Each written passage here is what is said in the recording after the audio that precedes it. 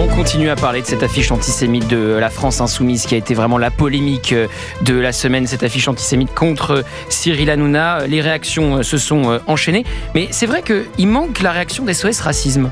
On n'en parle pas assez, Olivier d'Artigol. Dominique Sopo, je rappelle que Touche pas à mon poste a pris ce nom-là en référence à Touche pas à mon pote, oui. Et que Cyril Hanouna avait participé à des campagnes avec Dominique Sopo contre le racisme. L'antisémitisme ne serait pas une cause noble pour SOS Racisme et pour intervenir ? En tout cas, à l'origine de SOS Racisme, il y a l'engagement, la détermination à ne rien laisser passer, que ce soit sur les actes de racisme ou d'antisémitisme.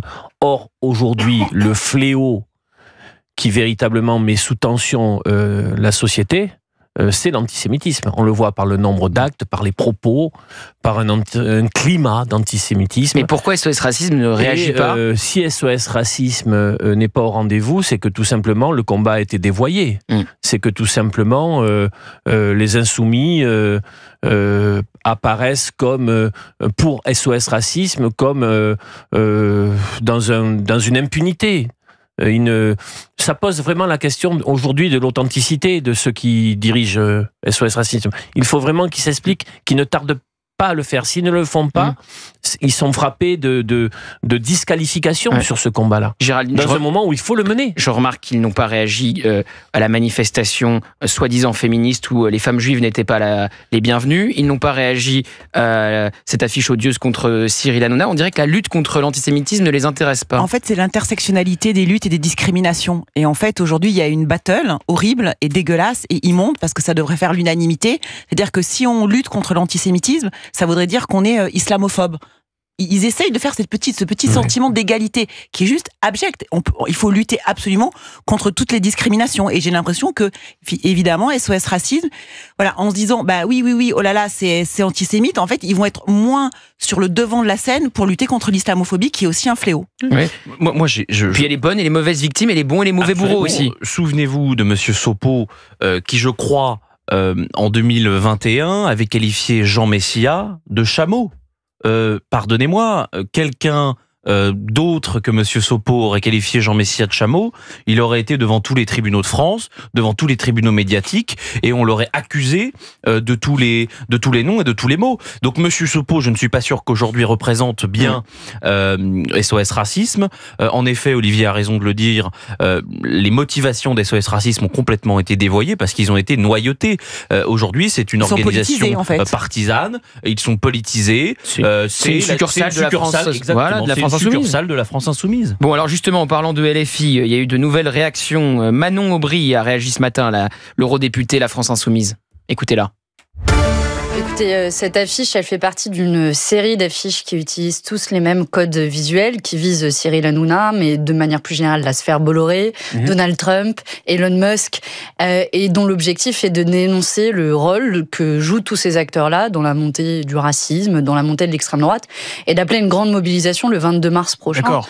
Et Cyril Hanouna n'était pas visé spécifiquement en fonction de sa religion, il était visé pour la sphère médiatique qu'il véhicule avec lui, et dont je pense que vous n'êtes pas l'étonnant ici de la sphère Bolloré. Moi, d'abord, à la fois, je considérais jamais quelqu'un en fonction de sa religion, mais surtout, j'ai bien vu que certains cherchaient à détourner cette affiche en faisant le parallèle avec les immondes affiches des années 30. C'était absolument pas l'intention. Le CRIF, pas besoin de beaucoup connaître l'histoire pour savoir que cette iconographie est typiquement antisémite. La LICRA, LFI, recycle l'iconographie anti-juive.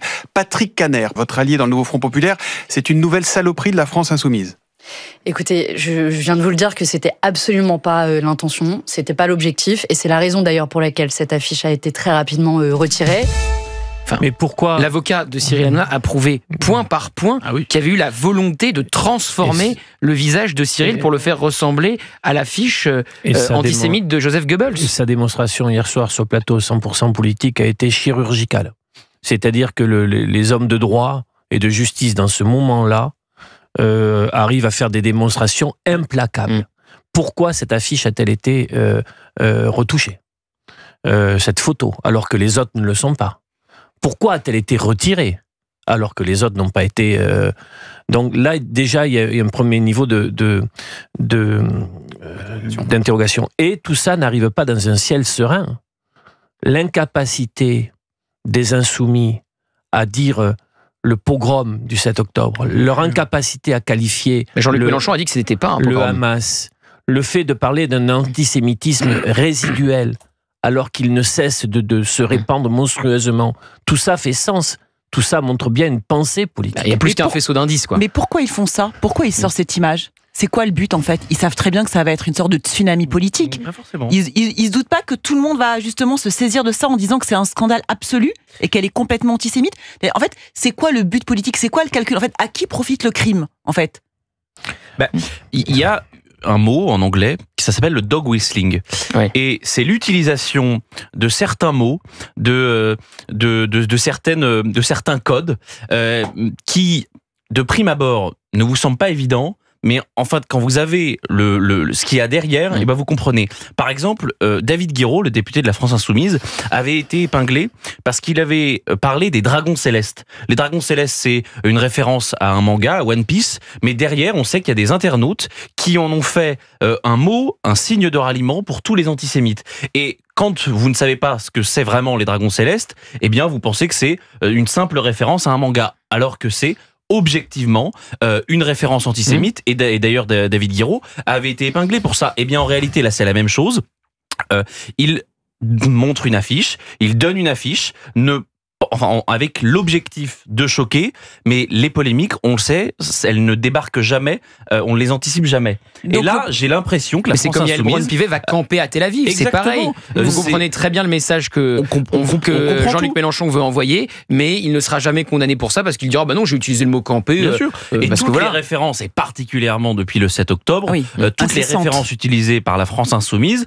D'ailleurs, c'est intéressant, mais on écoutera peut-être Ségolène Royal ensuite. Elle nous dit bien la France Insoumise n'est pas antisémite. Alors, peut-être qu'il faut aller devant les tribunaux. Le problème, c'est justement que le dog whistling, on peut pas l'amener au tribunal. Dites-moi, Géraldine Maillet, vous qui êtes dans Touche pas à mon poste depuis de nombreuses années, Ségolène Royal n'était pas chroniqueuse avec Cyril Hanouna? Elle venait régulièrement, oui, bien sûr. Ça se passait très bien d'ailleurs. C'est plutôt bien ce qu'elle fait d'ailleurs. Oui. Et il me semble qu'elle n'avait pas réagi publiquement à la fermeture déjà de C8, chaîne sur laquelle elle a travaillé. Elle a été plutôt d'un silence assourdissant. Voilà. Elle avait, je crois, fait un petit texto en privé à Cyril Hanouna. Oui, mais c'est pas vraiment courageux. J'appelle pas ça vraiment du courage. Et donc là, Tiffaine Ozière, je me souviens, alors qu'elle est restée beaucoup moins longtemps, a pris vraiment les devants et a tweeté, a fait un très beau tweet pour les équipes et pour les gens et le personnel de C8. Et alors, donc là, il y a donc une affiche antisémite contre Cyril Hanouna. Vous allez entendre sa réaction un peu plus tard dans l'émission.